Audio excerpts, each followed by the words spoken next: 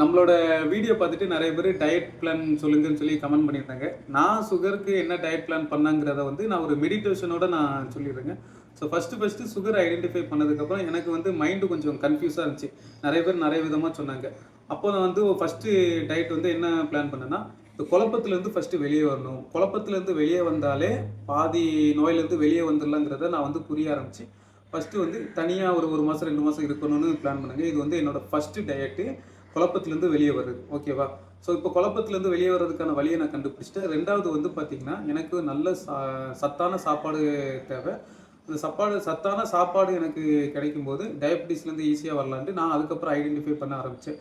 So இப்படி identify பண்ணும்போது வந்து பார்த்திங்கன்னா, எங்கள் ஊரில் கிடைக்கிற எங்கள் தோட்டத்தில் கிடைக்கிற பப்பாளி பழம், கொய்யாப்பழம், அதுக்கப்புறம் சீத்தாப்பழம், அப்புறம் வந்து முருங்கை இலை, கருவேப்பிலை இதெல்லாம் வந்து ஃப்ரீக்வெண்ட்டாக சாப்பிட ஆரம்பித்தேன். இது எல்லாமே வந்து பார்த்திங்கன்னா நாட்டு மரத்துலேருந்து வர்ற கனிகள். இதை தான் நான் சாப்பிட ஆரம்பித்தேன். ப்ளஸ் நாட்டு மரத்துலேருந்து வர்ற முருங்கைக்கீரை, கருவேப்பிலை இதை சாப்பிட ஆரம்பித்தேன். இது வந்து என்னோட 2வது டயட் பிளான். இதை வந்து ஃப்ரீக்வெண்ட்டாக சாப்பிட்டேன். ஏன்னா எனக்கு எங்கள் ஊரில் வந்து இது ஃப்ரீக்வெண்ட்டாக கிடைக்கிது. ஃப்ரீக்வெண்ட்டாக சாப்பிட்டேன். 3வது வந்து பார்த்திங்கன்னா, எனக்கு டைப் 2 டயபிட்டிஸ், வெயிட் லாஸ் ஆகிற டைப் வந்து எனக்கு வந்து வெயிட் லாஸ் வந்து அதிகமாக இருந்துச்சு.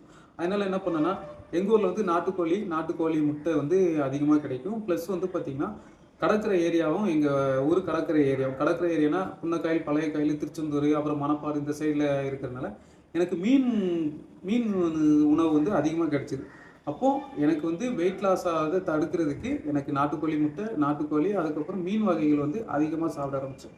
ஸோ இந்த மாதிரி டயட் பிளானை தான் நான் ஃபாலோ பண்ணேன். ஸோ இதில் நீங்கள் நோட் பண்ண வேண்டியது என்னென்னா, ஒரு 2 விஷயம் என்னென்னா, ஒன்று வந்து நல்ல நாட்டு மரத்துலேருந்து வர்ற நல்ல ஆர்கானிக்கான வெஜிடபிள்ஸு, ஃப்ரூட்ஸை வந்து சாப்பிட ஆரம்பிங்க. 2வது வந்து உங்கள் ஏரியாவில் கிடைக்கிற மீனாக இருந்தாலும் சரி, இல்லை நாட்டுக்கோழி முட்டை அந்த மாதிரி ஃப்ரீக்வெண்ட்டாக எது கிடைக்குதோ, புரதச்சத்துக்கு எது கிடைக்குதோ அந்த மாதிரி உணவுப் பொருளே வந்து நீங்கள் சாப்பிட ஆரம்பிங்க.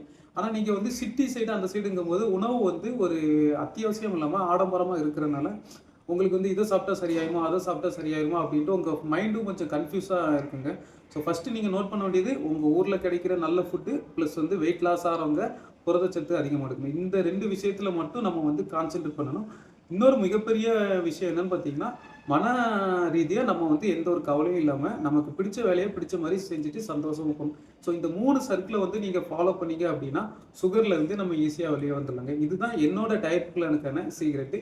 அதை தான் நான் இந்த வீடியோ மூலமாக உங்களுக்கு சொல்கிறேன். ஸோ நான் சுகர்லேருந்து வெளியே வந்தனால தான் என்னோட அனுபவத்தை வந்து நான் ஷேர் பண்ணிகிட்டு இருக்கேங்க. இதே மாதிரி யூஸ்ஃபுல்லான வீடியோவுக்கு நம்மளோட ஃபாலோ பண்ணிக்கோங்க.